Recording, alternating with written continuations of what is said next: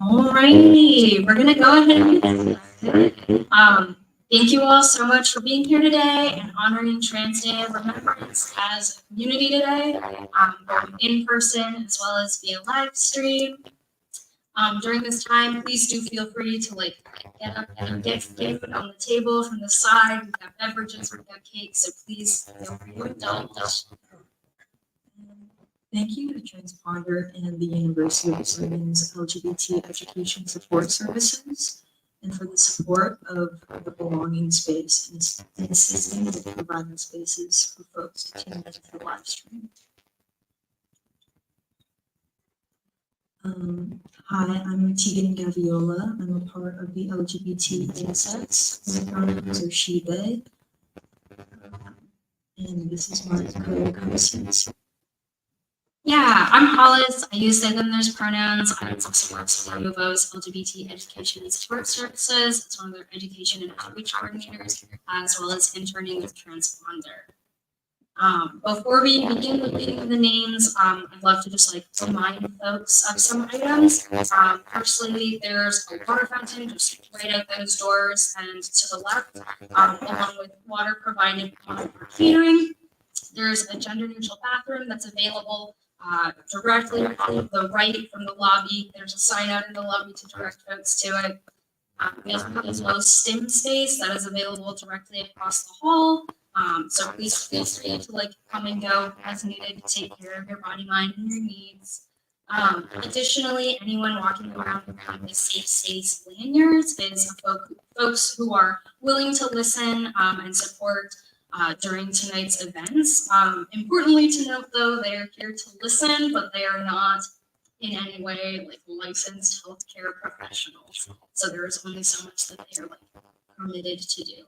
But if at any point you feel the need to talk to somebody, please feel free to find someone with one of those lanterns. We also have a community art piece that's located to the left of the stage. Please feel free to take a clothespin and hang up. We would like to memorialize for this day and those who we are honoring, whether it's a poem, a drawing, a photograph, or anything else from the heart. We encourage you to contribute to our community art piece. Pieces of paper, pens, and colored markers are available on that side table over there with the fairy lights if you would like to create something in order to contribute to our piece. Yeah, and we would now like to begin tonight by offering a land acknowledgement. So the University of Oregon is located on Kalapuya Illahee, which is the traditional indigenous homeland of the Kalapuya people. Following treaties between 1851 and 1955, the Kalapuya people were dispossessed of their indigenous homeland by the United States government and forcibly removed to coast reservation in western Oregon. Today, Kalapuya descendants are primarily citizens of the Confederated Tribes of Grand Ronde and the Confederated Tribes of Siletz Indians, and they continue to make important contributions to their communities, to University of Oregon, to Oregon, and to the world.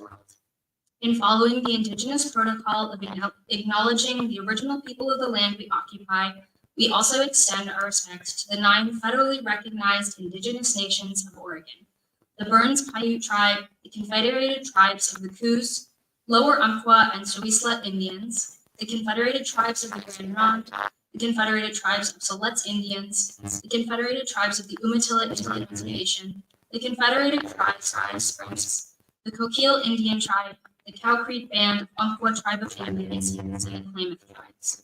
We express our respect to the many more tribes who have ancestral connections to this territory, as well as to all other displaced Indigenous people who all apply.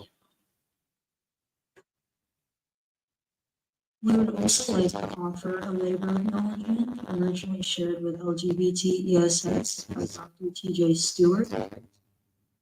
We must acknowledge that much of what we know of this country today, including its culture, economic growth, and development throughout history and past times, has been made possible by the labor of enslaved Africans and descendants who suffered from the horror of the transatlantic trafficking of people, chattel slavery, and Jim Crow. We are indebted to their labor and their sacrifice, as we must acknowledge the tremors of that violence. Throughout the generations, it has resulted in impact that can still be felt and witnessed today. As a reminder, we offer these acknowledgements as ways to start the conversation, not at all the end of our action. We would now like to bring Emma from LGBT ESS to the mic for on various forms of AC trans violence.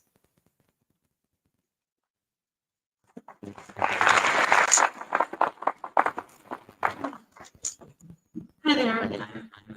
I'm Emma. I also work at LGBTGSS. My lovely coworkers. I'm the events coordinator. My pronouns are they or she, whatever you like. And I'm just going to offer a few comments. I want to take a moment to talk about suicide. The HRC reports that 61% of transgender and non-binary youth experience symptoms of depression.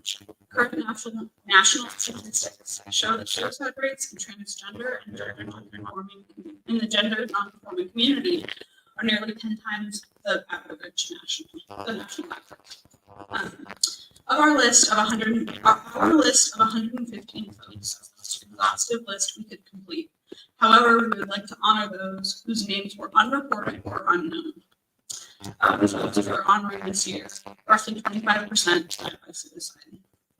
You may wonder why they were included in the day of remembering for those who have lost due to trans-related violence. But simply, their decisions and lives are inextricably linked to the violence, vitriol, and transphobia trans and other trans people experience.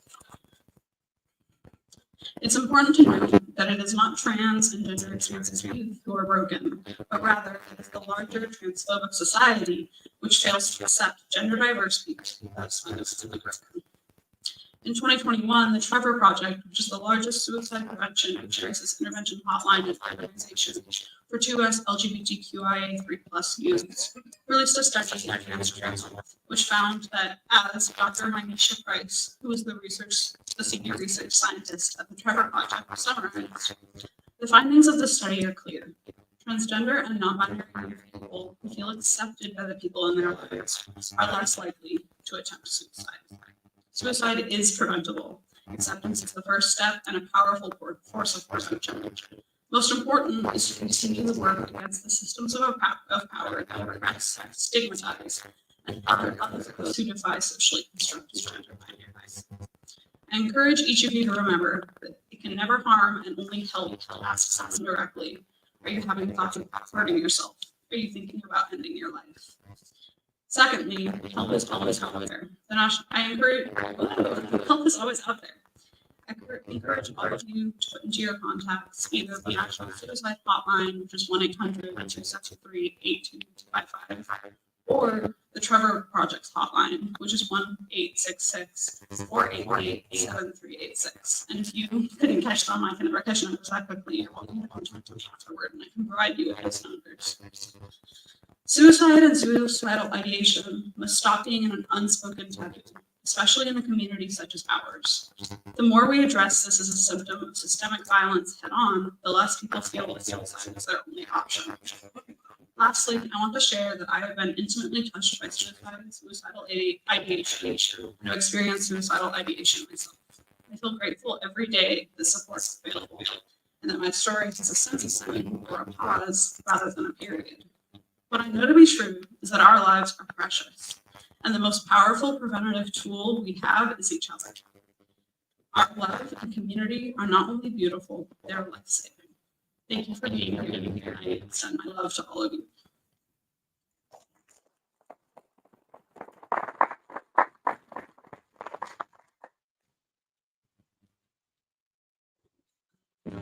Thank you, Emma. This was beautiful.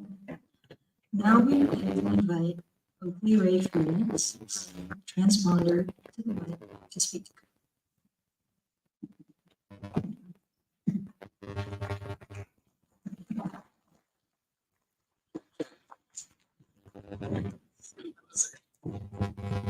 Hi everybody, my name is Oakley Ray Phoenix. I use he, him, and we best class pronouns. I am Black and trans, and I'm 22 years old. Today, I would like to offer an excerpt from the book, The Black Trans Prayer Book. Everyone can see it. This is a really hard book to get your hands on. It's about $80, so I saved up for it. This is a touchstone that I turned out to a lot in times of recently. And it was written by, well, co-edited by John Say III and Lady Dane Figueroa at EDP. To look or not to look. By Reverend Dr. Scott. The question is to look or not to look. When you hear that yet another Black trans life is taken by email, Facebook, the Gram, Twitter, and etc., I imagine you struggle with the response as I do. I'm typically conflicted about whether to look or not. For us, it is inconsequential what we do with the news. We already know the story. It is our lived experience as trans and gender non-binary people to experience the threat of violence and harm moment by moment. Our friends, our siblings, are those who are the headline. We know the story. We know how it started. We know how it ended. We live this. Personally, I have found the feeling of helplessness in the face of this. Our grandmothers used to tell us, simply and matter of fact, that prayer works. They used to pray for each and every one of the victims that crossed my inbox. Now, the pain of our mothers and our mothers' mothers has gotten many of us through. However, those of us who live fear of violence, see our sister murdered, and face endless challenges walking in. I find myself saying, fuck prayer, really. It has not worked. It's not done a damn thing to protect us. Some combination of prayer and action is the common solution given to fixing this crisis. In the face of prayer's inability to protect us from genocide, why continue praying? Admittedly, I do think that prayer helps me personally. It helps me orient my mind to the sacred. Individually, it has served me. It does not serve my community. I've since moved away from asking, from wishing, even from conjuring and working directly with my mind through meditation. The hope is that somehow I can train my mind to work through a solution and give me the will to fight my community. This following meditation is one that might appear on the surface without as helpful as empty prayers. However, I have found it to be the one thing that connects me to the situation at hand, to connect unity and truth. There's a question of expectations. Do I expect the practice will end the genocide for protected? Not necessarily. For me, hopefully for you, it will do something more powerful. This meditation reminds me of the unity between myself and my Black trans siblings who have been harmed. The death of my sisters is close to my body. That wound needs tending. Feel the wound, the separation of life, the fear, the abandonment, and the pain. It feels odd to acknowledge this, but this pain is real.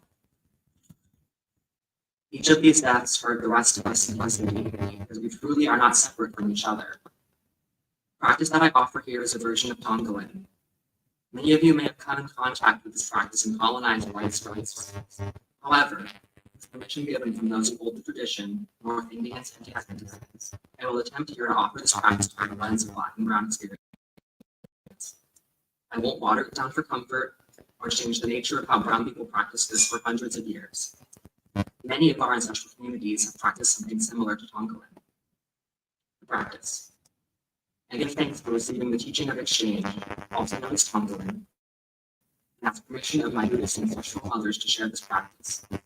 George Nagunya, Mama Ache, Tara. I speak with my ancestral mothers and protect them. Mothers, when I talk to you, there's no prayer involved. I know that you have power. Please empower and protect my trans non-binary, and non-binary community. This meditation asks that you look. Not only look, but experience the life and death of those who you've heard have been harmed. Receive the news that it has happened. Yet again, it is time to begin. To begin, take a moment to center and connect with the ancestors. This can be whatever gives you a sense of confidence in your ability to hold suffer others. At some moment along your time of dwelling with the ancestors, a moment of hoping might arise. That they tells you it is time. That feeling for me reminds me of my beloved's hands in the center of my back, stroking and consoling me. At this moment, you'll know that the other is born. You'll know that you'll be okay. You will. Meditation requires attention to the breath. However, breath can cause anxiety to some of us as breathing is difficult. You may just visualize energetic colors. Breathe. The instructions are to let your mind ride your breath. Whatever that means to you, it works. Don't overthink it. Beloveds, here is the heart of the practice. The mother's practice is literally that goes between your mind and the mind of others. When you think of others intentionally, you literally are tuning into the essence of their minds.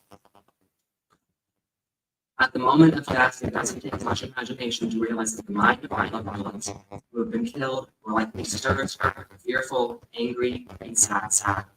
The yoginis, the great mothers, the meditator can tune into the mind of another in peace. According to the ancient teachings, the mind of Elov Slater, Sage Booker, and others are accessible right now and right here. And no supposed to handle. However, those of us from Black and Brown community know that it's possible to communicate across the veil. You know this, right? We inherited the sight from our Black trans family ancestors.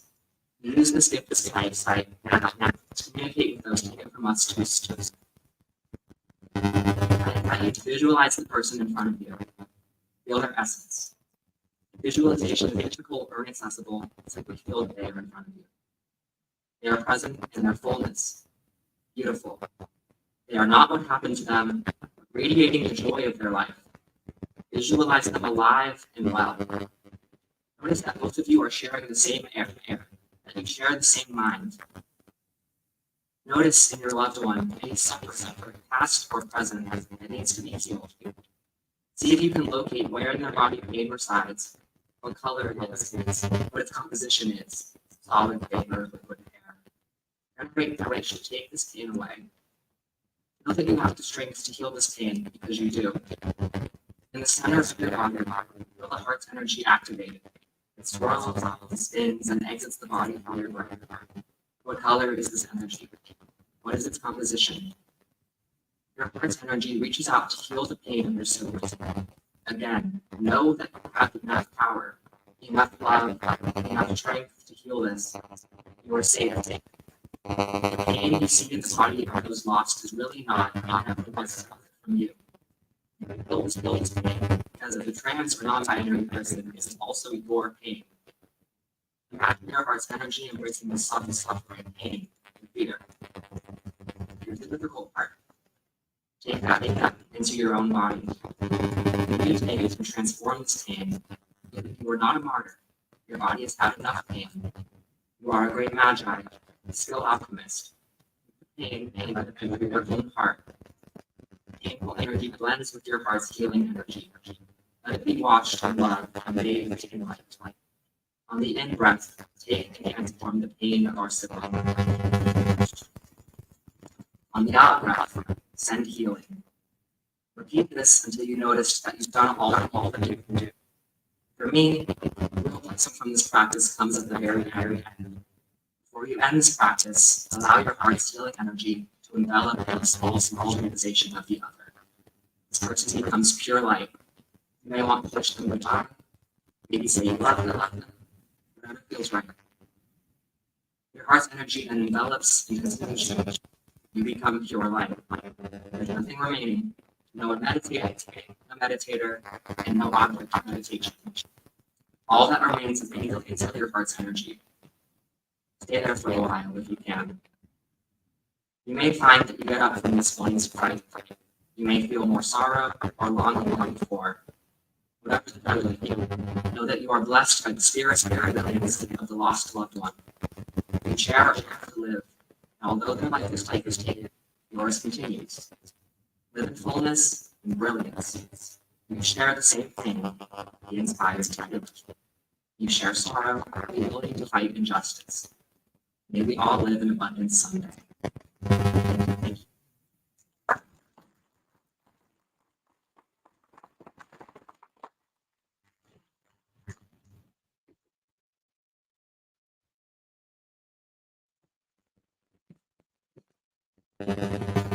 Apology, I'm gonna mute just a moment before we continue. Thank you again to Oakley Ray Phoenix for that reading.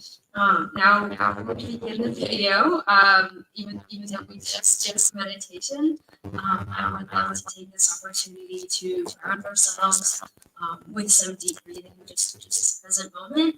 So the technique that I would like to share with you all is called box breathing. Some of you may be familiar with it. It is just inhaling for 4 seconds, holding for 4 seconds, releasing for 4 seconds, and then pausing for 4 seconds. And you just repeat that. So we're just going to do that 5 times together. If you feel safe and move to close your eyes, feel your feet plant onto the ground, feel your push in your chair, relaxing, seeing that the world is holding you. And just let yourself breathe in deeply and fully. 2, 3, 4. Hold that in your body. 2, 3, 4. Exhale nice and slow out of your nose or your mouth. 2, 3, 4. Pause. 2, 3, 4. In again through the nose. 2, 3, 4. Hold. 2, 3, 4. Out. 2, 3, 4. Pause. 2, 3, 4.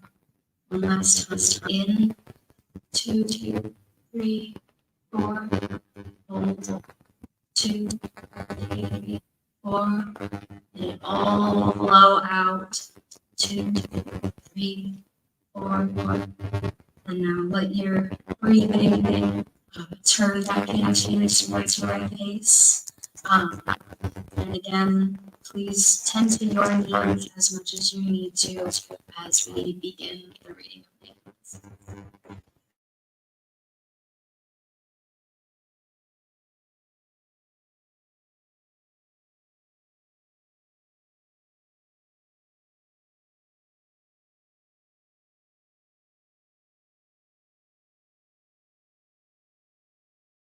Tommy Playboy Blackwell VIII. New York City model Tommy Playboy lit up the runway with designers like Shane Oliver and Telfar Clemens, appeared in music videos, and aspired to model for Balenciaga someday. On Instagram, Tommy described himself as both a misunderstood misfit and a youth advocate. Tommy had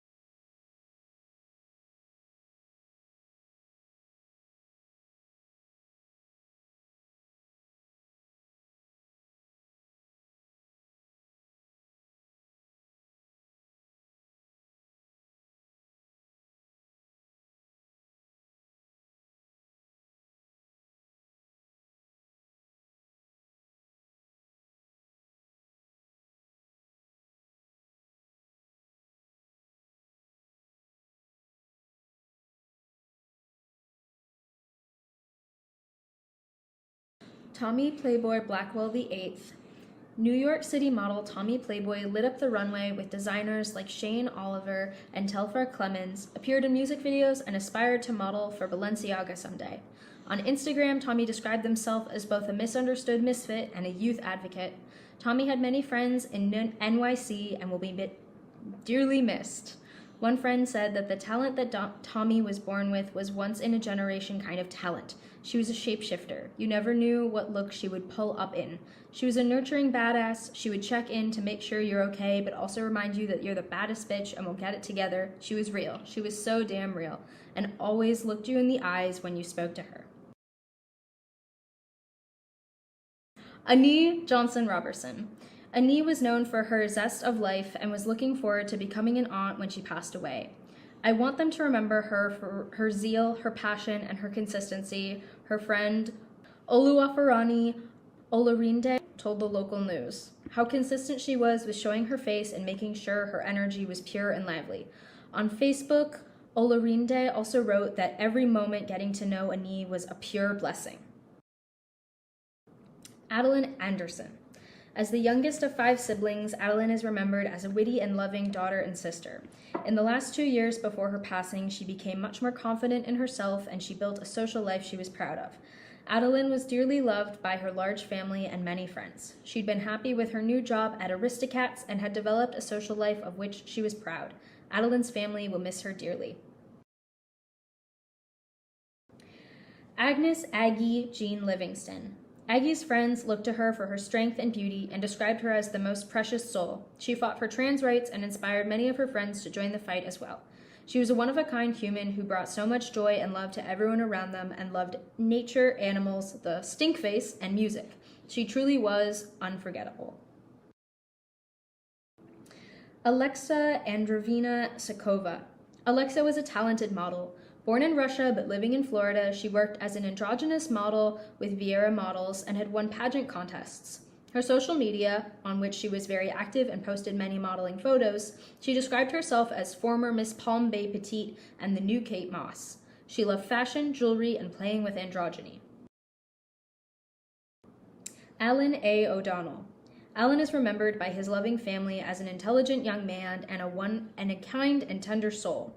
He was both an artist and a budding scholar who was fascinated by Asian cultures and languages. He was pursuing a college degree that would allow him to work as a pharmacist. Amanda Palmer.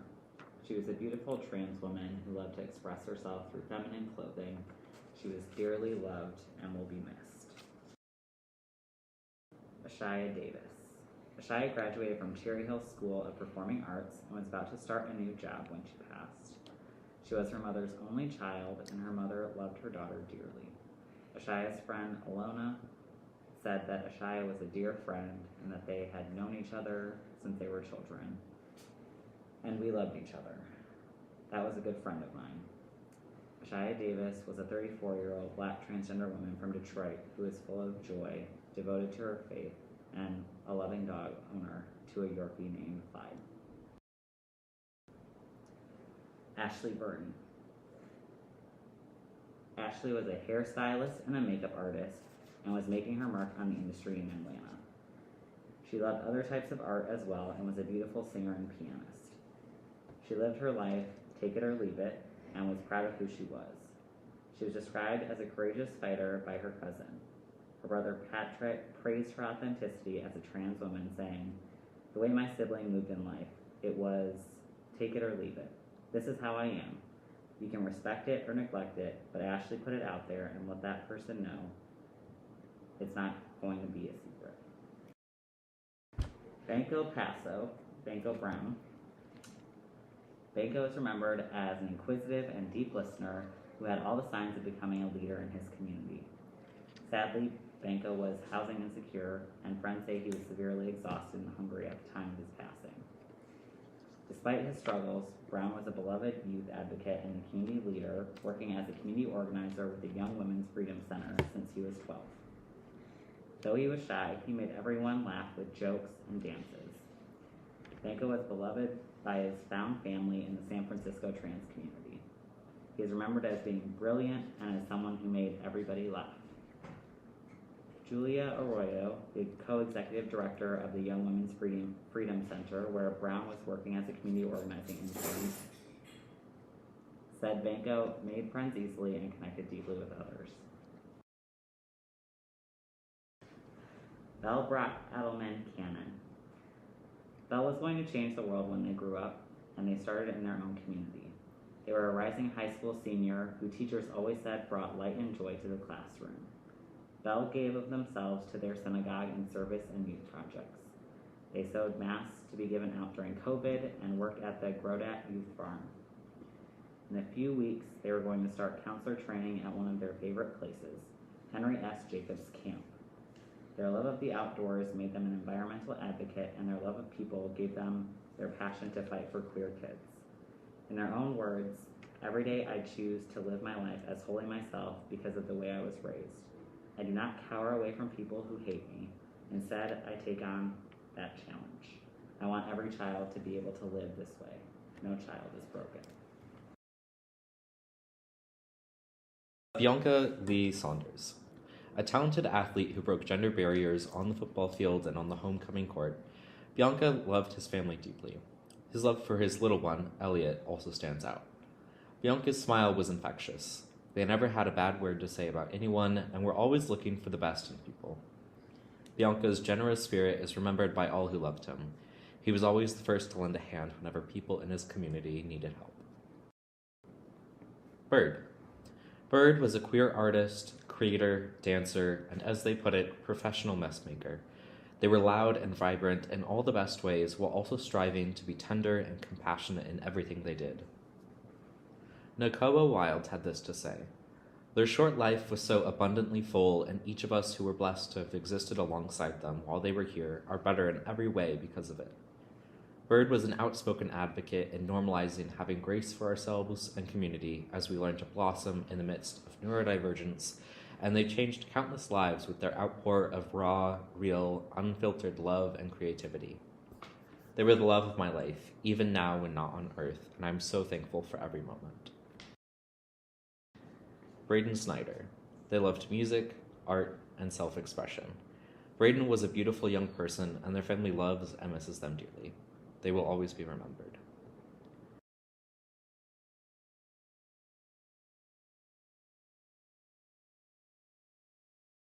Rieja Banks. Rieja studied at the University of Arkansas and went on to study hairstyling at Beauty Education. Her mother said that doing hair was her passion and that she loved and lived life to the fullest. In addition to her loving family, Rieja had a dog named Tiger, whom she loved and was just like her baby. She loved to dance, spend time with her siblings and cousins, and filled her social media with fashion, hair, makeup, and celebrity posts. She singled out the movies To Kill a Mockingbird and Love and Basketball as her favorites. Kaylee loved light. A deeply spiritual and caring person, Kaylee loved to read and learn new things. Kaylee's friend Anna said she loved to learn something new every day. She was supported and loved by a community of friends who helped her change her name and gender markers on her documents and supported Kaylee throughout her transition. Caitlin Eowyn Earhart, Kate. Caitlin, whose many friends often called her Kate, is remembered by her friend Stephanie as an intelligent, graceful being who graced this earth with her presence. Her friends will miss her positive outlook on the world, and she was known to say that today is the greatest day of my life. Cam Chamberlain. Our beautiful sister, Cam Chamberlain, was trans and proud. She was a people person, Eubanks said, someone who was as outspoken as she was happy and goofy. Camden Ryder. Camden loved color and changed his hair color often. He wanted to be a tattoo artist, and family had talked about making a space for a tattoo studio for him. Camden was pregnant and announced that he was excited and couldn't be happier. He was planning on naming the baby Oliver. Camden died only a few weeks before the baby's due date. Casey Lee Johnson. Casey was dearly loved by her partner, Bula. She worked at a local Domino's and liked to watch anime and read manga. She motivated me to get out of dark places and get my life back together, Bula said. I was getting out of that depressed state, and she was there for me. She was the one I could open up to. Cachet Ashanti Henderson. In her work with Milwaukee-based group Sisters Helping Each Other Battle Adversity, or SHIBA, Cachet was described as inspiring, funny, sweet, and fabulous. She was close to her godson and her niece, and was a beloved member of her extended family. Cachet loved fashion, makeup, hip-hop, and being there for her fellow trans sisters. She was nothing less than a joy to be around. She was described as having a bubbly spirit with a down-to-earth, tell-it-like-it-is personality, who was as beautiful as can be, inside and out. Catherine Wheeler. Born and raised in Ohio, Catherine graduated from Kent State University and is remembered by friends and family as a deeply talented and caring individual. Catherine was described as having a love for AC/DC and a panache for card games. One particular member recalls her laughing with delight and as an unforgettable person. Chanel Uvita Perez Ortiz. Chanel was a cosmetologist and made a career out of her passion for beauty, makeup, and fashion. According to PGH Lesbian Chant, Chanel shared a lot of playful, fun content and clearly had strong friendships with people who are grieving her deeply. Charm is remembered by her friends as a vibrant and enthusiastic, and for embracing life with her characteristic intensity. Her passions included interest in photography, fashion, dance, hair, and art. China Long. Ever since she was 18, China was known for her dance moves and expert choreography. Her father says that neighborhood girls would come over in droves and she would teach them her dancing. Her family has received anti-trans abuse for years, but they have always loved and stood by their daughter. Clayton Stevens. His grandfather said he was outspoken, he was funny, he was Clay. Clay was very close to his cousin, who he lost in 2021, and to his grandmother. He had been living with his grandparents until finishing high school, but had recently moved in with a friend. Even so, he spoke to or visited his grandmother every day. He loved music, chicken wings, and challenging gender norms. Dakota Cody Lawrence. Cody had 3 siblings and worked as a cook after graduating from high school. He was loved by his friends who gathered to memorialize him after his loss. In these messages, Cody is described as a genuine and amazing person with a contagious and deep smile, family-like commitment to his friends and loved ones. Daniel Davis Aston. Daniel loved the mountains of his adopted home in Colorado and was a beloved member of the LGBTQI+ community in Colorado. Ashton was one of 5 people murdered in the shooting at Club Q. His parents said that Daniel was thriving and having fun and having friends. He had so much more life to give us and to all of his friends and himself. He brought joy and fun to his job at Club Q, where he could often be seen letting loose as he slid across stage to the cheers of crowd. Day Rodis, described by her sister as respectful and forgiving. Day worked at the Los Angeles LGBT Center. Described by her sister as respectful and forgiving. Day worked at the Los Angeles LGBT Center. She was a strong advocate for LGBTQ rights, and after she came out, she was able to live freely without fear. Destiny Howard. Destiny was fashion forward and knew all the latest styles and trends. She graduated from Westside High School in 2019. She loved anything and everything about fashion. News of her passing wasn't made known to our community and her family due to the misgendering in all of the files and reports. Devani Jeray Johnson. Devani was an artist whose creativity inspired her friends and family. According to her mother, who loved her dearly, she came to Los Angeles seeking trans healthcare and to make a better life for herself. Devani loved music, comedies, spending time with friends, and giving back to her community. Those who knew her called her a well-loved and cherished friend and a member of the community. Diamond Jackson McDonald. Diamond's mother, Linda Jackson, told local press, "I just want the world to know that Diamond was my rock, my shoulder, my child whom I love with every inch of me and what I have left to give. Whoever you are, you took away my gem, my diamond, someone who was all about her family and friends. You tore many hearts, and we will not rest until we get justice. I will not sleep until you are caught." Dolly Goines. Born in Eugene, Oregon, white trans woman Dolly Goines enjoyed watching television, music, reading, and spending time with friends. She is so dearly missed in this community. She is always loved. Dominic Dupree. Dominic loved Chicago sports and Tyler Perry comedies. Our beautiful non-binary sibling, 25-year-old Dominic Dupree, was from Gary, Indiana. They operated companies including Private Protection Division LLC and Hondo 4 Lawn Care and Snow Removal LLC. Dominic's close friends said they had an entrepreneurial spirit and were passionate about providing services to others and was loved by so many people and had so much more to give. Rodney Donovan Taylor, or Don Crescendo.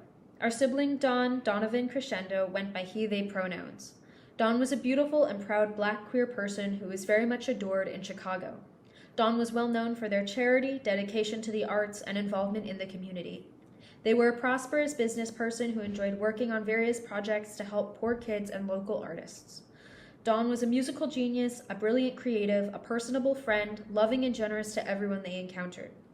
Don volunteered at shows, exhibits, events for the culture, anything for the culture in the Chicago art scene. You name it, Don was there. Eden Knight. At 23, Eden had big plans for her future. She wanted to be a role model for fellow Saudi trans women and to become a force for good in the trans rights movement. In Eden's honor, trans people around the globe started using the sun emoji online to represent how Eden lit up the lives of the people closest to her. Rolling Stone reported that in grieving for Knight, her friends also mourn the loss of someone poised to make a difference for the rights and recognition of trans people. They wrote, Eden was sharp, funny, well-read, and concerned with making the world a better place. She stood up for marginalized people and regularly critiqued the conservative, suffocating culture she had left back home. She was so driven and had so many ideas and cared for other people in a way no other people really do. I looked up to her a lot. Knight helped fund plenty of other trans people to pay for their own medication out of pocket, even redistributing donations she received. She desperately wanted to ensure that no other trans kid ever had to go through what she did, says Chad. And she spoke about it with such clarity and confidence, you couldn't help but believe she could do it single-handedly.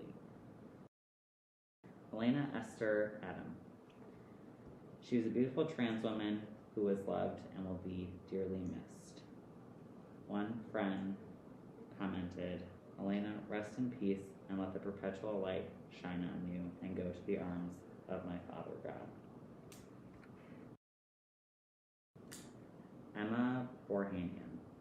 Emma's sweet disposition was obvious to her family who loved her. Her grandparents wrote that they will never forget her bravery. Emma had 3 younger siblings who looked up to her and was living with a community of friends at the time of her passing. Emma B. May.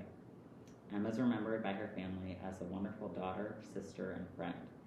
She was an accomplished mathematician, earning a degree in math from Vassar College and going on to educate and tutor many people. Emma loved animals, and she had many hobbies, including video games, composing music, and making art. She was proud of being a trans woman and was a very proud member of the transgender community. She frequently advocated for transgender awareness and rights. Amani Nicole Wright Exchange. Amani's family remembers her as the light of every room she walked in, who could put a smile on everyone's face without having to say a word. She loved fashion and dance and crafted her own clothes. If you gave Amani a glue gun, a pair of scissors, and a pair of jeans, she would turn it into a masterpiece. Amani was active in the ballroom scene, winning several competitions and making friends both at home in Michigan and around the country. According to her family, she gave her all at these shows, leaving her heart on that stage. After Amani's passing, her family honored her memory by hosting a benefit ball. Erin Ezra Young. Erin was beloved and respected for her dedication to education and to her community.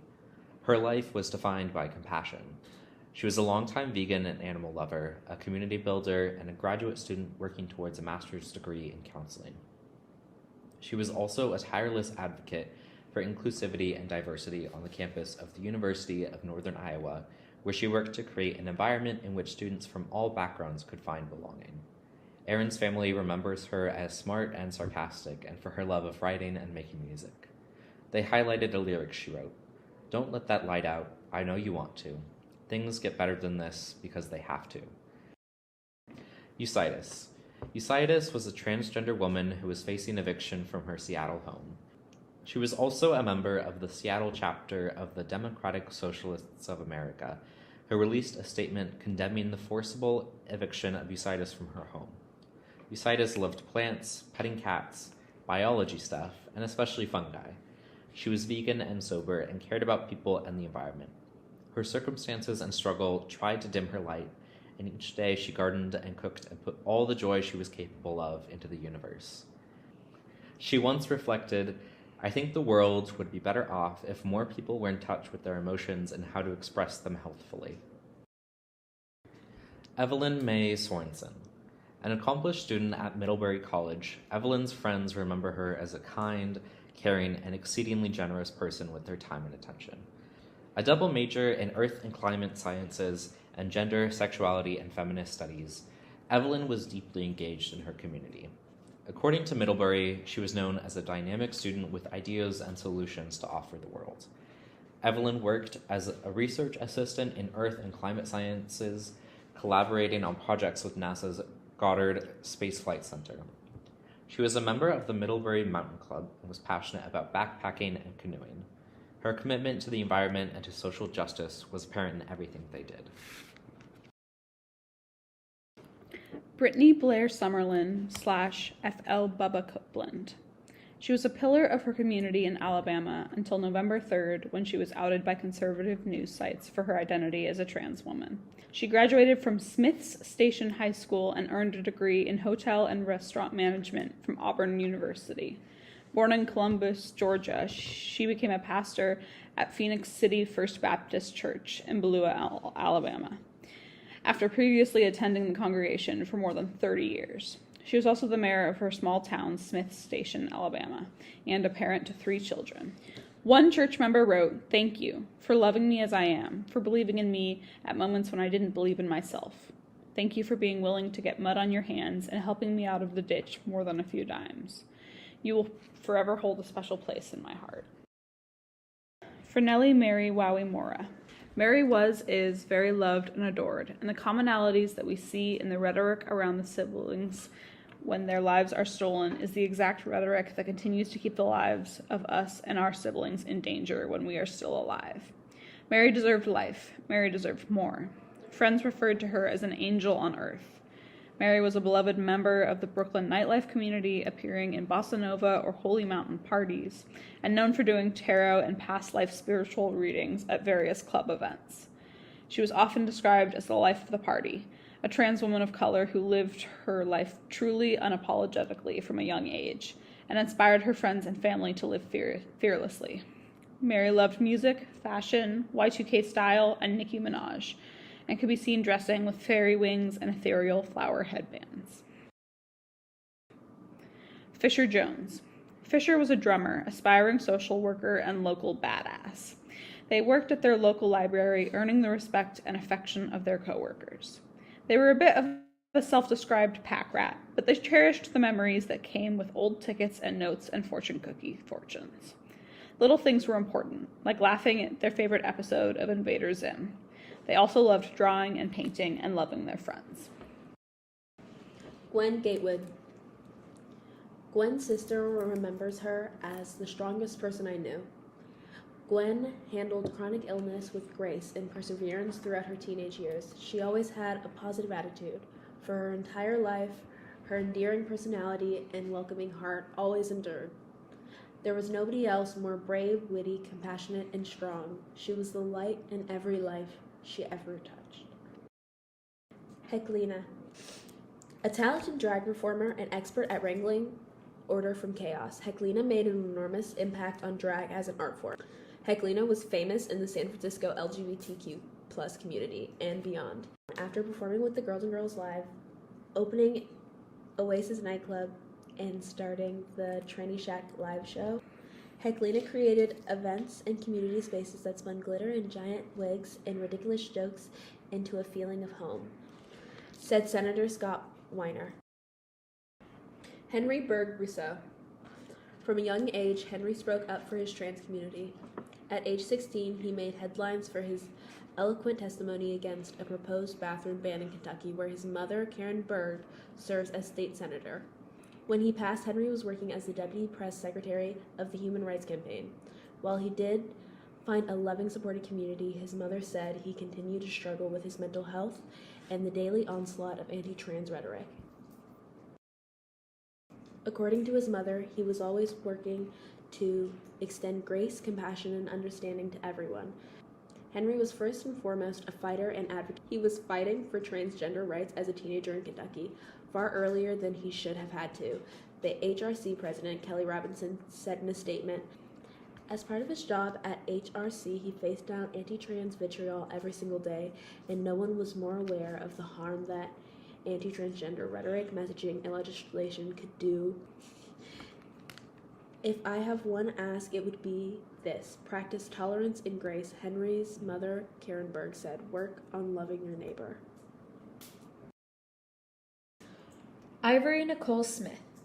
Ivory was a Tenderloin resident and a program associate at the Transgender District, supporting trans empowerment events and operations. She was committed to making sure the girls received fairness and equality. She once said, "What I'm most passionate about is my future and the way I treat my peers and how I leave my mark on this beautiful planet." Queer activist, model, and singer Yavis Matthew East wrote that Ivory was gorgeous, proud, badass, and angelic, and that they shared a beautiful siblingship. At the time of her death, Smith was a site supervisor at the Timon Bouton Navigation Center, a trans-Pacific project of St. James Infirmary, a San Francisco nonprofit that provides healthcare and resources to sex workers. As part of the Know Our Places campaign designed to showcase uplifting narratives about trans and gender nonconforming people, Smith was one of several models whose faces appeared on BART trains and other public places. Jupiter Pereza, a trans activist who worked with Smith in the district, remembered her as a brilliant, brilliant leader. Jacob Williamson. Jacob loved to draw and to sing. He had just come out as a trans man to his family and began to live as his authentic self at the age of 18, but was soon forced out of his home by family members who could not accept him for who he was. He was taken in by a friend, Promise, and for the next month and a half, Jacob found peace and happiness. Promise remembered Jacob by saying, "I am so proud of you for accomplishing so much in the last weeks of your life. My heart will never be the same." Jasmine Starr Mack. Starr was a talented singer and loved gospel songs. She was outgoing, boisterous, and statuesque. One of her many talents was taking old clothes and tailoring them into outfits fit for a queen. She dealt with a lot of abuse and rejection in her life, but she never let it make her mean. Her inner light made her kind, and she lived her truth boldly. Kaylee Scott. Kaylee worked as a flight attendant with United Airlines and famously appeared in commercials for their diversity campaign. She said she used to be embarrassed about being trans, but came to feel braver about being. She told her story publicly to support those out there who are still fighting social norms. Kaylee was close with her mother, who wrote, "I am so unbelievably proud to have you as my daughter, proud and amazed by everything that you have done in your life. Your smile was absolutely beautiful. Your laughter was unbelievably contagious. Your heart was bigger than any of us could have ever understood." Kelly Loving. Kelly was lost in the 2022 shooting at Club Q in Colorado Springs. She mentored other younger trans women and was known for her caring spirit. Her sister, Tiffany, says that Kelly was a good person. She was loving and caring and sweet. Everyone loved her. Kelly was a wonderful person. She continued, "She was loving, always trying to help the next person out instead of thinking of herself. She was just a caring person. I was really close with her." Natalie Sky Brigham, who is a dear friend of Kelly that knew her back in the day in Florida, said Kelly was like a trans mother who taught her how to be tough and move through the world as a trans woman. Kenzie Soma Webler. Kenzie lived in Indiana, but when a friend passed suddenly, she didn't think twice about pulling together the money to travel to Olympia to say goodbye. She loved to travel, which is how her friends remember her. She is loved and dearly missed. Christiana K. Almazan. She was a beautiful trans woman who was very loved. She lived in Arizona and had a stunning smile. She will be missed and always remembered. LaKendra Andrews. LaKendra was an entrepreneur who started her own nonprofit. Confident and authentic, she described herself as a beautiful single trans woman. She had a wide array of interests like cooking, drawing, dance, baking, and music. She attended James Madison High School in Dallas, Texas, and Dallas College Eastfield campus. She had experience working in call centers and a shift supervisor before starting her own nonprofit. Levi Martin. Levi was dearly loved and supported by his parents. He was both transgender and intersex. He loved swimming and playing the piano and became an expert on intersex conditions and his own health needs. His parents remember him as funny, intelligent, quirky, argumentative, loving, stubborn, and kind, always. Lisa Love Turman. Lisa's cousin described her as an all-around good person. She was a loving, caring, free-spirited person, always smiling and laughing. She was described by a friend as funny, smart, beautiful, and a breath of fresh air to this world. London Price. London's aunt, Nadra Allen, described her as always beautiful and pretty, and truly generous. She would give you the shirt off her back. Her aunt said that she loved London's sense of humor and that she would always remember her. Lauren Cameron. Lauren's groundbreaking photography showed the reality of trans people, especially trans masculine folks, at a time when our community was often rendered invisible. His work honored the self-made aspect of trans life and pushed back on the then common view that being trans required a cure or a fix. Instead, Lauren's work honored and explored the realities of trans life. Lola LaPerla Ebony McDaniels. She was a member of the House of Ebony and LaPerla, and her voguing style continues to influence performers. She gave off an energy you could feel from the moment she stepped on the floor. Friends described her as a phenom and a Jersey legend. They remember her heart of gold and service to her community. Balls and balloon releases were planned in her name. Lovely Page. Lovely is remembered by her 2 daughters and her granddaughters. Lovely was born and raised in Chicago, and she studied at Crane High School at Rockwell Gardens University. She was self-employed at the time of her passing. Lovely is remembered as a warm parent, grandparent, neighbor, human being, and member of the local LGBTQIA+ community. Her family continues to seek justice for her. Luca Maherling Joseph. Luca's intelligence and talent for leadership made a big impression on those who knew him. The founder of the center where Luca received counseling said that he was filled with promise.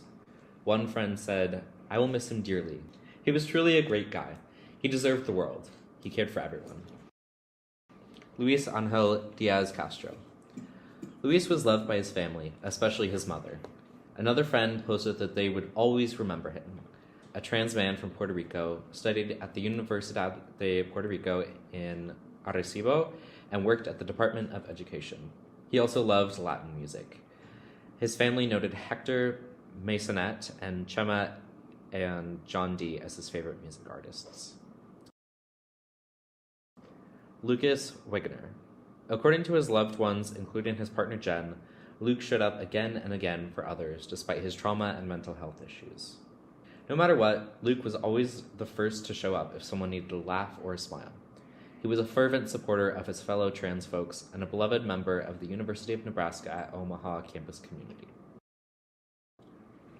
Marquise M.J. Jackson. Marquise, or MJ, was loved and supported by his family, especially his mother. He was a well-known trans advocate in Philadelphia who worked for the betterment of his community. He supported the William Way Center, the Free Chi Project, and the Transgender Legal Defense and Education Fund. He grew up in South Carolina. Maria Jose Rivera Rivera. She was described by her immigration lawyer as lively, funny, and dynamic, and a joy to work with, and that her heart hurts from her loss. She also said the transgender immigrant community deserves respect and safety. Marilyn Augustine Hendren. A member of the Navajo Nation, Marilyn belonged to the Imperial Sovereign Court of New Mexico, a charitable nonprofit. Described by friends as a sweetheart and a kind and loving person, she was also honored with the lifetime title of Princess of the Duke City. One friend said that although Marilyn had been through hell and back, she was always there to give a helping hand to those in need. Her openness about her HIV-positive status inspired many in the community, and her friends have said that they will always cherish her memory. Meadow Elizabeth Goodman. Meadow's friends remember them as the kindest, most loving, most caring, and most outgoing person I have ever met. After only knowing each other for a few days, she was one of my closest friends. He was one of those people who was friends with absolutely everyone, one of those people who light up the room when they walk in. Meadow's kindness made a big impact. Their friend went on to share that Meadow, who used multiple sets of pronouns, always had nice things to say and was always kind, even when they were struggling inside. Michelle Lee Jones.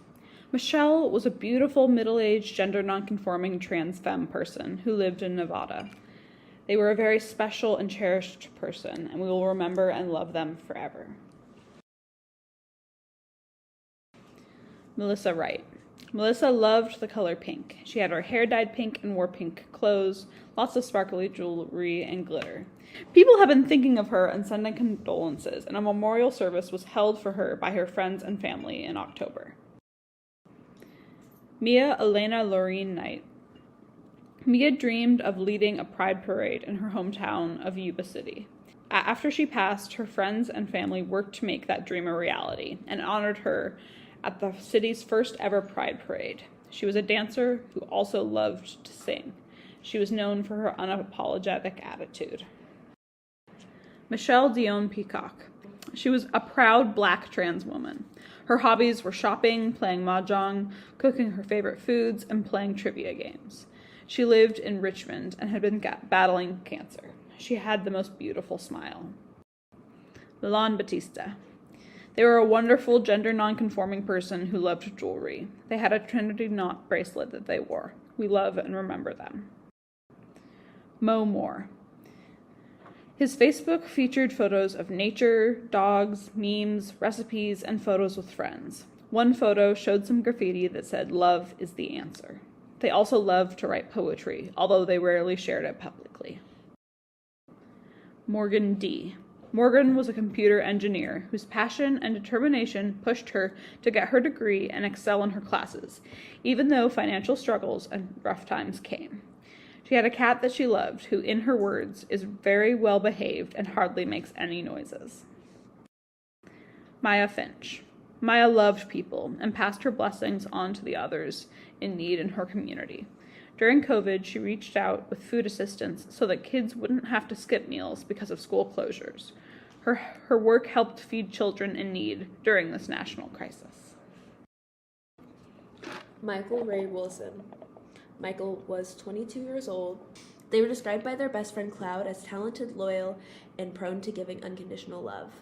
They were an artist and a friend, and while they had supportive family, they struggled with the lack of support they found living in an unaccepting society. Cloud said that they saw the better parts of myself and tried their hardest to preserve the light that so many wished they could extinguish. Miles Fitzpatrick. Miles knew nothing but love from his family. They remembered him as an avid outdoorsman who loved camping and exploring the woods and mountains. He was close with his siblings and is remembered with love by a large extended family. Naomi Elizabeth McNew. Naomi was an avid Star Wars fan whose talents for graphic art design were magical. They enjoyed video games and cheesy movies. Naomi was loved and supported by a large circle of friends and family, including their parents and siblings. Nova Dunn. Nova was 14, who was dearly loved by his friends. While many specific facts about his situation remain unknown, one friend of the family said that he was searching for peace and acceptance. The mother of one of Nova's friends wrote that he'll forever be missed, his kind soul and warm smile.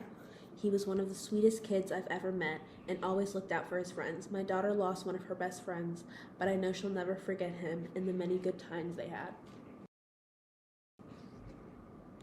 Olivia M. Snow. Olivia's friends describe her as witty and brilliant. She knew numbers and economics and could have been great at banking, but came to the U.S. from the Philippines for freedom to be herself. Despite the lack of support she had back home, she never failed to send money to her family to help pay for education, healthcare, and helping her family have a better life. She was so kind, so forgiving. She was a generous soul. After much laughter and many conversations about what would suit her best, she chose the name Olivia as an homage to the actress Olivia Hussey. Showmanship and performance was the way for Olivia to create a place of joy for herself. An accomplished freelance makeup artist, she loved beauty pageants and would schedule her time off to go to pageants with her friends and make bets with each other on the winners. Olivia glowed while living her truth, and courage and joy inspired her friends, who love her dearly. Ome Gandhi. Her friend described her as an incredibly kind and loving person with a huge heart. She loved music, especially the saxophone. Her mother said Om loved camping at the beach and kayaking lakes and rivers with the cousins, was a whiz at math and enjoyed basketball games, and had a creative sense of humor and an infectious laugh. Her soft eyes and smile warmed everyone who was blessed to know her. Family gatherings were always her happy place, as was playing music. She taught herself to play the piano, bass, clarinet, and drums, and was a gifted saxophone player. Paris Amina, also known as Diary Unspoken Truth, is remembered as an artist, a daughter, a sister, and an angel. In response to the news of her death, the president of New York City's Housing Works said that we stand in grief and outrage at the ongoing violence against trans people, including the many systemic inequities our loved ones face every day. Upon hearing the news of her loss, the community also came together for a vigil honoring Paris's life and demanding more safety, dignity, and resources for Black trans women and femmes. Precious Mack.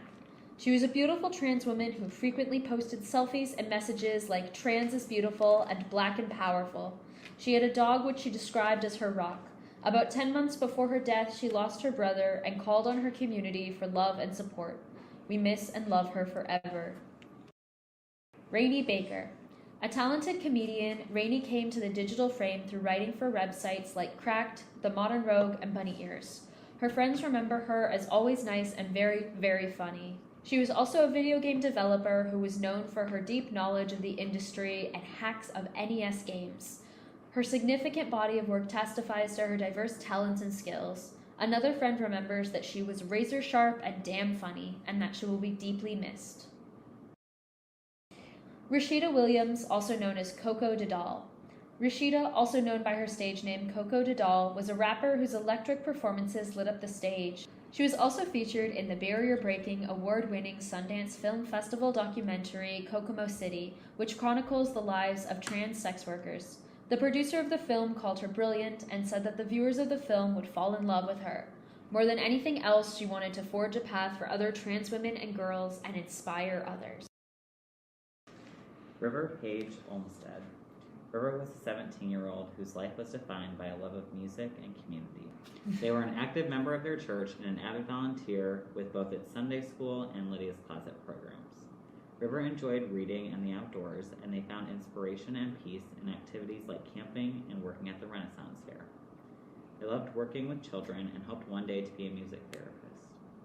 River's loss has been felt deeply by their community, who remember them as hardworking, caring, kind, and having a beautiful flame of curiosity and a quiet spirit of introspection. Shayna Turner. Shayna was a caring person who worked as a certified nursing assistant. She is missed by her brothers, sister, family, and best friend. She was a frequent traveler and lived in Augusta. Sherlyn Marjorie. Sherlyn was a gifted drag performer who was dearly loved by both her audiences and her friends. One friend posted, "I will miss your shows on the stage, but I am sure that you will shine up there forever and ever." One friend remembered her as the best impersonator in Tijuana, my second Edith Marquez. She was beloved by her local LGBTQ+ community in Albuquerque, New Mexico. Skylar Harrison Reeves. Rhonda Hales, Skylar's aunt, said, "My niece has been shunned and persecuted all her life for being who she is, yet she was a beautiful beacon of light. She could have been in the darkest room and shined it bright. DC Safe Haven, which provides services to the local LGBTQ plus community, hosted a candlelight vigil in Skylar's honor. Stephanie Petty. Stephanie was dearly loved by her mother, who wants people to see her daughter as a unique individual with her own strengths and demons. Above all, Stephanie was funny, a good friend, sister, and daughter. Stephanie was known as a gifted debater and computer programmer who built a working computer with her own hands when she was only 10 years old. Tasiah Woodland. At 18, Tasiah was a teenager with a powerful spirit. She loved spending time with her family, including her 3 siblings, and her aunt remembers her as someone who loved to smile, laugh, and have a good time. She came out as a trans girl as a teenager and got the courage to start living in her truth. Her aunt writes, she was a joy and made sure that everyone around her knew they were loved. Tabitha Murray. Tabitha was a dancer and an artist who was dearly loved by her family. In a video created by her family, they wrote, "We will always remember you." Her family remembered her as a loving child who liked the arts and dance. Theodora Thea Cassidy. Thea loved to play Dungeons and Dragons with her friends and family. Her parents, grandparents, and many friends, a lifelong learner who loved to explore history, the outdoors, and the arts, including miniature painting and sketching. Thomas Tom Tom Robinson. Thomas's friends remember them as a constant source of joy, smiles, and laughter. They studied hairdressing and frequently posted photos of their colorful looks. They were working as a cook at a local IHOP restaurant in East Chicago, Indiana, having relocated there from Chicago, Illinois, where they were born and raised. Thomas frequently changed the color and style of their hair, posting photos online showcasing their creativity. Tiffany Banks. Her family described her as the light that would brighten up someone's darkest day. Tiffany's loved ones say that there was never a dull moment when she was near, and report that she sang constantly and loved to dance. Her absence is like the sky, it will spread over all day and night. Manuel Torron Tortuguita. Tortuguita was known for their bubbly, kind, and loving personality. They worked alongside many other activists who defended the local Atlanta forest from being torn down for a proposed massive police training center, dubbed Cop City by locals. The proposed police training ground has received enormous pushback from local activists, citing disproportionate violence that people of color in Atlanta have long faced at the hands of police. Tortuguita became a crucial and much-loved part of that community, hosting campfires and sleepovers and falling in love with Vienna, a fellow forest defender. Vienna described Tortuguita, often affectionately called Tort, as generous and loving, and always wanted to take care of people. Outrage over Tortuguita's loss has galvanized activists speaking out against police violence around the world. They were a privileged person, but they chose to be with the homeless, to be with the people that needed their caring, said Tortuguita's mother, Bilquis Turan, who lives in Panama. Tree Avery Nicole Crane. Tree was a freshman at the University of Northern Colorado and an accomplished student leader throughout his academic years.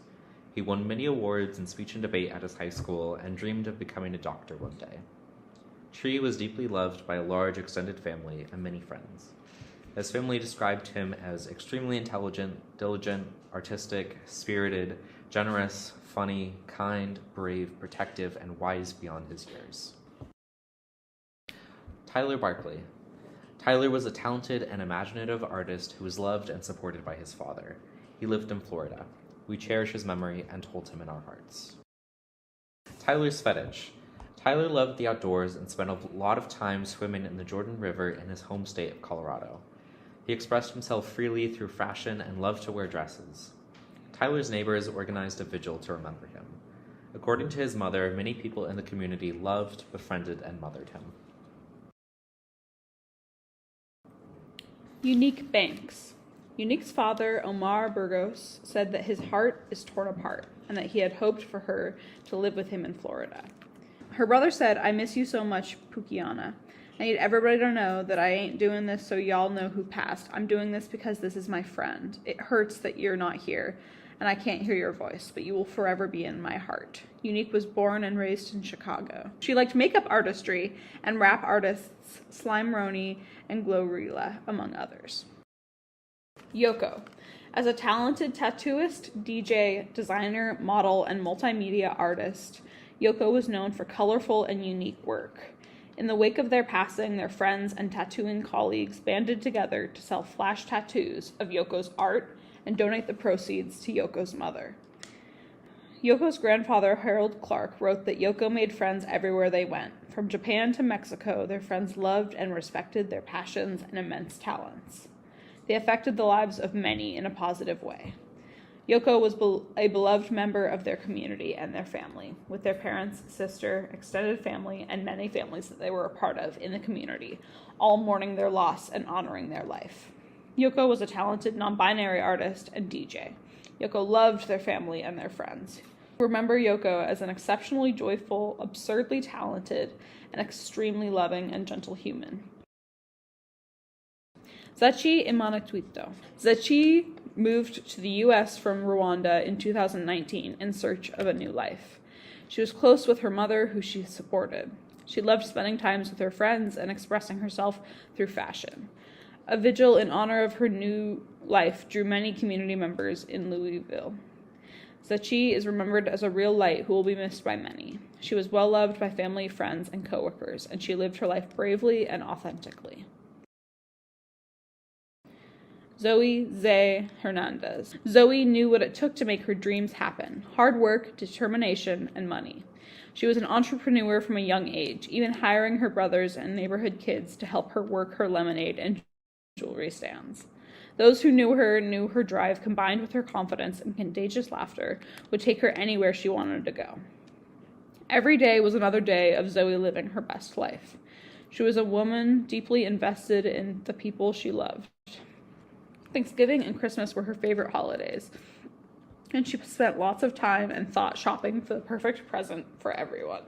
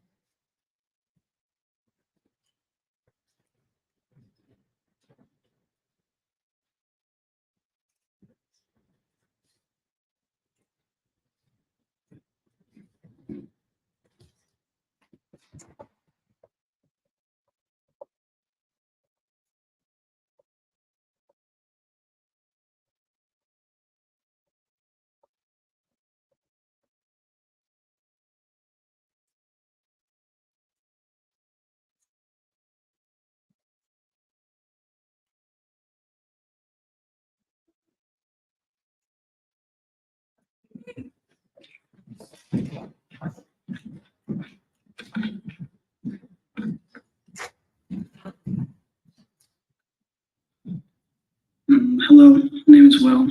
I think this is now my fourth year coming out to this, and not gonna lie, each time it's very difficult, but glad to see other trans people come out here each year. It's very meaningful, so thank you, Transponder, for having this. But I wrote a bit of a thing before coming out tonight, and I'd like to read that for you all. 33 transgender people have been confirmed dead this year by the Human Rights Campaign. And according to the Human Rights Campaign, since 2013, the total number of known victims, and that's known victims, is 335. Each one of these individuals was another victim to increasingly violent rhetoric against transgender people that has become one of the dominant topics within the American political sphere over the past decade. However, as transgender people, we know that this is not just something isolated to current times, but has been intrinsically tied to our experience within the United States. The question then becomes, why is it that we have found ourselves in what seems to be a never-ending cycle of progression that eventually slips back into backwards thinking and leaves our agency and our individual lives in the hands of lone actors and legislators who do not experience what we experience? I would argue to you all that this cycle is fundamental in the construction of the political system which we are currently victim to, and that our current alienation is a result of this fundamental injustice. And we are not alone in our fundamental alienation either. Our experience is universal because it's universal in its origin. Class society, in all its stages across time and place, has always imposed false justifications under the guise of what is natural and innate to human behavior, biology, and morality in order to further along its structural exploitation, taking advantage of its created class divisions. And now, in its most advanced stage, that of global capitalism, we must recognize the same pattern, not just in its specific manifestations, but in its continued purpose. When a transgender person is denied housing on the basis of their identity, this is fundamentally and inherently tied to the experience of Palestinians who are continually evicted from their homeland. When a trans man, woman, or non-binary person is murdered and taken away from their family, community, and loved ones, it is deeply connected to the women in Iran who were arrested and tortured by authorities for their desire to freely express themselves in public. All workers and all marginalized people share one identity. We experience the contradiction between exploiter and exploited on a daily basis. It affects not just how we are perceived by society at large, but our housing, our education, our material realities. And with all that being said, the question then becomes, what is our role as trans people and as queer people in the international struggle to overthrow this oppressive economic system, which continues to divide us workers on the basis of identity? We are once again faced with the dilemma of assimilation or liberation. We are caught in a struggle between those of us who wish to rewrite our history and those who look towards our revolutionary elders and guidance in our journey forward. Between those of us who wish to hide and assimilate into heteronormative culture, and those who would rather proudly declare themselves as queers that want nothing to do with a society that is structured around the perpetuation of fear and shame in order to function. Just as we have served in being the driving force behind queer theory and queer liberation, the ones who have been willing to put ourselves on the front lines, the first throwers of the brick that started the Stonewall riots, we must assume our role in the international revolutionary movement, to stand in solidarity with all workers and all oppressed people, to challenge both the incorrect notions and ideas put forward by our enemies and allies alike. We can no longer resign ourselves to the continual cycle of electoral politics that only serves to legitimize what we know to be an imperialist force that represses all people at home and abroad. Only through revolution will we end transgender violence. Organize your workplace. Organize your fellow tenants. Organize with your fellow students. We have nothing more to lose and a whole world to win. Thank you.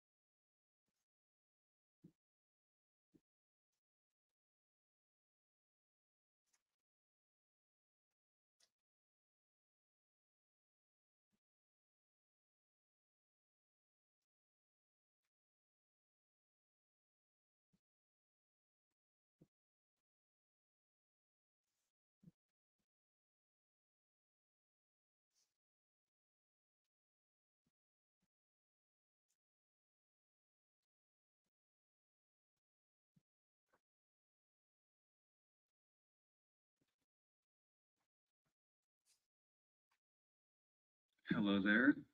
My name is Cameron Stringfield. I'm a transgender woman, she, her pronouns. I've lived here in Eugene for a little over a year. Before that, I lived for 5 years in Coos Bay. So you can imagine the kind of reactionary violence that I faced there, especially being as vocally anti-fascist as I was back there.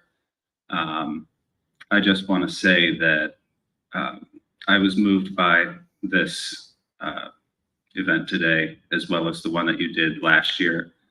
I think it really speaks to a violence that a lot of some of our so-called allies would like to forget about, that does still happen to LGBT plus people. And I also want to speak for, internationally. Trans people aren't just dying of suicide and homicide by others, but by bombing, by occupation, by apartheid, and by our imperialist system, which was just mentioned. And I think that we need to keep the LGBT plus and trans people in Palestine in our minds and in our hearts right now. There are people that are LGBT plus that are dying over there every day as part of the 11,000 that are and have died. And I also just want to go ahead and say we also need to do our due diligence as Western LGBT plus people to speak against the imperialist pinkwashing that they use to discredit Palestine and the Palestinian struggle, and to try to convince us that the Zionist Israeli regime is pro-LGBT plus rights. They're not, and U.S. imperialism will never serve LGBT plus people. And I also, before I just end this off, I want to say that I myself have dealt with a lot of suicidal thoughts over the last year. I dealt with a lot of loss and financial struggles and eviction and rejection this year. And I'm not going to lie, throughout the past couple months,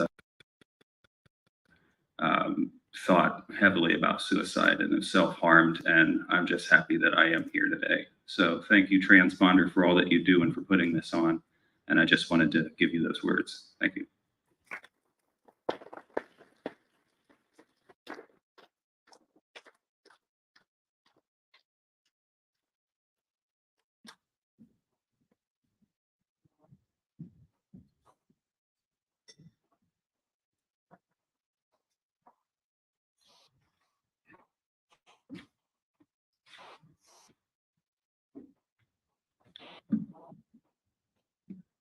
My name is Liz Levenger. Her pronouns, transgender woman. I've been coming to TDR events for 13 years now, 3 different cities, the Midwest, San Francisco, and here in Eugene. And I do want to thank Transponder and LGBT ESS at U of O for the wonderful way they do this event every year. I'm very politically oriented, and I totally agree with what's been said about politics and the violence against us and all of that. But I hope it isn't too much of a change of pace for me to try to sing a song a cappella. And I wasn't planning on singing, so I haven't toned up my voice. But with hopefully I can lighten the moment a little bit if I can figure this thing out. Sorry, I don't know how to do YouTube. I can't figure this out.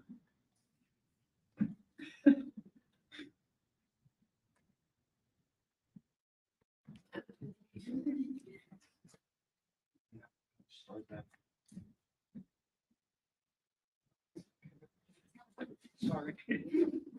I'm technologically inept. You with the sad eyes, don't be discouraged. Oh, I realize it's hard to take courage in a world full of people. You can lose sight of it all, and the darkness inside you can make you feel small. But I see your true colors shining through. I see your true colors, and that's why I love you. So don't be afraid to let them show your true colors. True colors are beautiful like a rainbow. Sorry, music. Show me a smile and don't be unhappy. Can't remember when I last saw you laughing. If this world makes you crazy and you take all you can bear, you call me up because you know I'll be there. And I'll see your true colors shining through. I'll see your true colors, and that's why I love you. So don't be afraid. You let them show your true colors. True colors are beautiful like a rainbow.